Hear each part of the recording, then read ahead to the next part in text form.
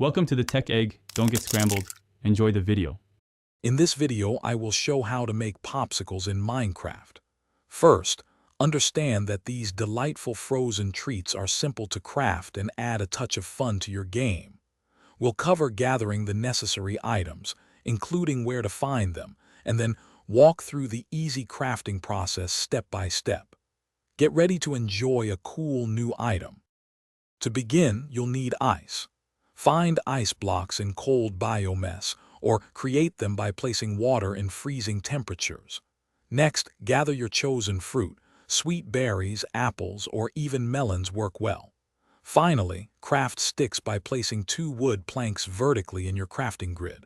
These 3 simple components are all you need to start. Now for the crafting. Open your crafting table.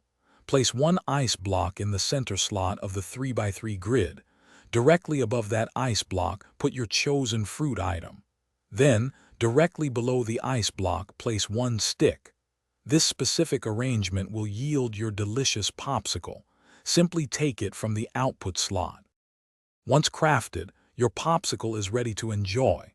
You can consume it for a small hunger restoration, making it a handy snack during your adventures.